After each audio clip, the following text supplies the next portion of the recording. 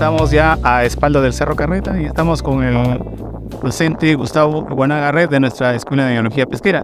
¿Qué es lo que ya en primer lugar estamos viendo acá en esta zona? Lo que vemos en todo esta esplanada es una zona, en principio, que se ganó al mar por el tema de las construcciones que se hicieron en el puerto, específicamente el molón retenedor de harina. Lo que vemos, la línea, esa zona un poco más clara, que determina una zona paralela al punto donde estamos, vendría a ser la antigua orilla del río, así que hay 1 kilómetro. Pero en toda esta zona sobresalen estos afloramientos de agua, como lagunas que son aproximadamente unas 100 hectáreas, vendría a ser el mayor espejo de agua que tenemos acá en La Libertad. Y toda una diversidad que ha ido desarrollando. Esta es aproximadamente la antigüedad de toda esta zona, de todo este ecosistema, es aproximadamente unos 10 años. Y es coincidente con el incremento de la actividad agrícola en la parte alta del Tablazo, ¿no? O sea, toda la zona del desierto hoy en día es verde, con los campos de cultivo. Y eso paulatinamente ha ido sobrecargando el acuífero, y este es el punto de afloramiento de agua. Entonces aquí, al haber entrado agua con nutrientes, ha ido desarrollando toda una diversidad al inicio de plantas y luego con otras especies que han ido llegando, que las vamos a ver. Todo eso motiva bastante a los alumnos de la escuela para venir a hacer investigaciones.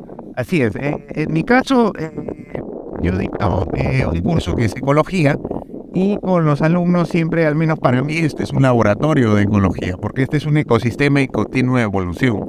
O sea, no es un ecosistema fijo, no es un ecosistema que tiene cientos de años, no, es un ecosistema que tiene menos de 10 años y está evolucionando, ¿no? Entonces, continuamente llevamos registros de salinidad de las especies y estas van cambiando a través del tiempo. Los sedimentos que eran arena al inicio, porque está aflorando en la arena, poco a poco van cambiando.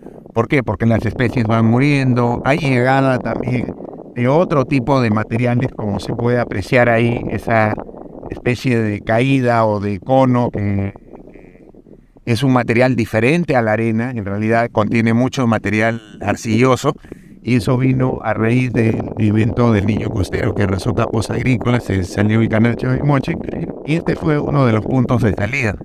Entonces, tanto las semillas, las plantas y los sedimentos, que son muy diferentes a los de acá, porque esta es una zona hipersalina.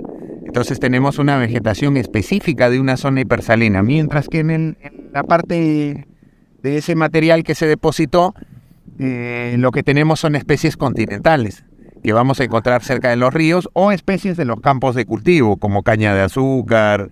A veces también hemos encontrado sandías que han crecido y han dado sus frutos, y otras especies, ¿no? O sea, son 2 ecosistemas diferentes, pero uno encima del otro. Entonces tiene 10 años. ¿Cuál es la proyección a futuro? ¿Esto está asegurada su continuidad? ¿O? Ya, su continuidad está asegurada, depende si sigue usándose agua en la parte superior. Si se corta el flujo de agua, obviamente con el paso del tiempo se irá secando. Otra de las cosas que vamos a ver es que estos ecosistemas que se forman por afloramientos agrícolas de agua proveniente de la agricultura arrastran también los nutrientes de la agricultura, o sea, las sales que se emplean, como el nitrato o el fosfato. Y esto se va concentrando. Toda esta zona, por ejemplo, a la hora del mediodía, la una es una máxima intensidad solar y se produce mucha evaporación. Y por lo tanto se van quedando concentrando las sales. O sea, cada cierto tiempo, lo que veníamos en el curso, por ejemplo, si adelantáramos el tiempo unos 50 años, toda esta zona sería hipersalina. Entonces la salinidad comenzaría normal. ¿Por qué? Porque las sales se van reteniendo acá. El agua se va evaporando, sigue entrando agua, se evapora, pero se concentran cada vez más la sal. Un poco lo que le pasó al humedal del tubo al Puerto Malabrigo. El exceso de agricultura pues sobresalinizó en la zona, y hoy en día pues la salinidad sobrepasa de 100 en algunos puntos, ¿no? Mientras que acá, en esta zona de acá, tenemos 70. Y acá también hubo otro detalle. Como acá se hacía el dragado del puerto, el agua se vertía para este lado. Entonces, esta zona de acá tiene los suelos aproximadamente unas 70 partes por mil de salinidad. O sea, 70 gramos por litro, por así decirlo. Y más en la punta llega a 5 partes por mil, ¿no? O sea, 5 gramos por litro. O sea, la concentración de sal no es uniforme, sino que esta zona se afectó más por el tema del dragado. O sea, al vertir agua de mar con sedimentos, esa agua de mar pues tiene 35 partes por mil y se viene sumando en la salinidad y también se va evaporando. O sea, se evapora, se seca, pierde el agua y concentra la sal, ¿no? Esa es un poco la dinámica de la salinidad que tiene esta cosa. Correcto. Tiene que tener especies que se adapten a esta salinidad. Y esas son las que vemos ahí, principalmente 2 especies, la Sarcocornia y la falsa verdolaga, que son especies ambientadas, adaptadas a extrema salinidad. El resto de especies no soporta estos niveles de salinidad.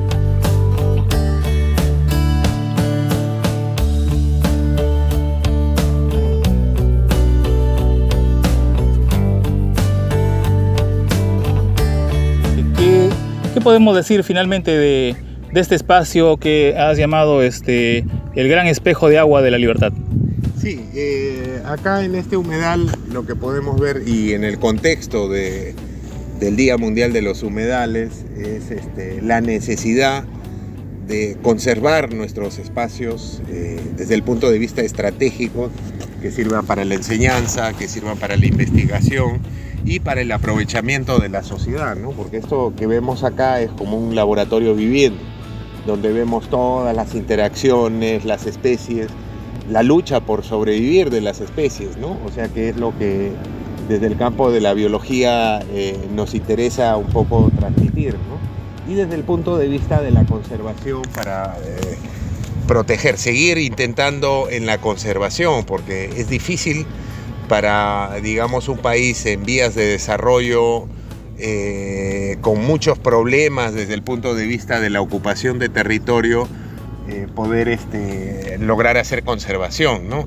Hacer conservación en espacios que no son áreas protegidas, ¿no? O sea, y acá tenemos grandes áreas que no son, digamos, protegidas por el Estado, pero que ameritan pues un cuidado a través de la población, ¿no? O sea, hay gente que está viniendo, de todas maneras hay tours, recorridos que hacen, pero implica conservarlo, ¿no? Porque también ahí podemos encontrar pues restos de botellas, latas de cerveza.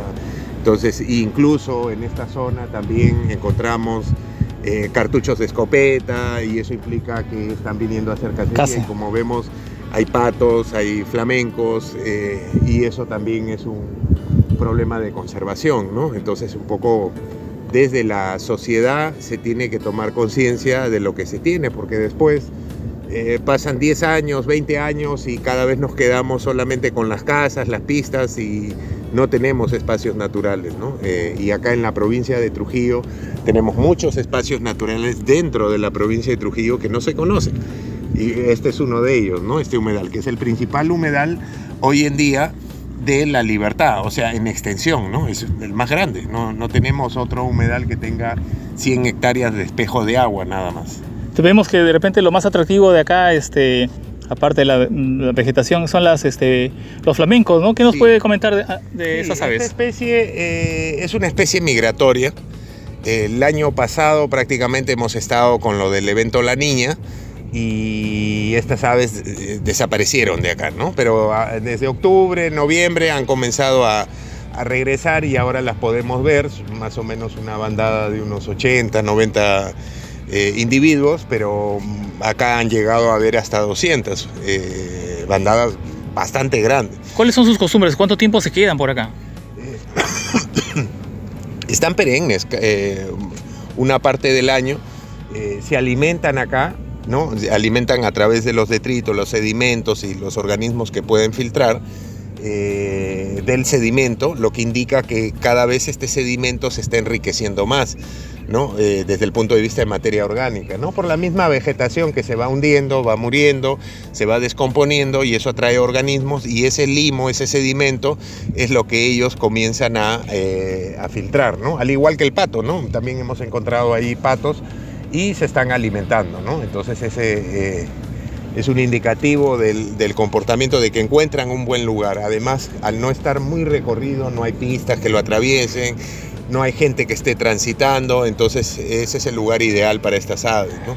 Lugares que ya están, que se tienen todavía humedales, pero que son muy recorridos, no vamos a encontrar el flamenco, por ejemplo, ¿no? O sea, busca espacios un poco retirados. Ajá, ¿qué otros humedales importantes tenemos acá en la región de La Libertad? Acá siguiendo en esta zona, acá estamos, esto pertenece a Salaberry, pero yendo al sur tenemos Puerto Mori, entre Puerto Mori y Cerro Negro, ahí tenemos otro humedal de importancia. Al sur, casi frontera con Ancash, tenemos el humedal de Guadalupito, que es un humedal muy grande. Y al norte, por ejemplo, tenemos el humedal El Tubo, pero ya es un humedal ya prácticamente destruido, ¿no? O sea, por el tema del exceso de agua de drenaje ha salinizado por completo esa zona y ya no vemos casi aves, muy pocas aves, porque es un ambiente hipersalino, la vegetación misma ha decaído y ya no se aprecia pues lo que hace 20 o 30 años se podía encontrar ahí en diversidad, ¿no? O sea, todavía tenemos humedales, pero no de esta magnitud. Esta magnitud, este tamaño, esta superficie es lo que hace ideal para la llegada de aves migratorias.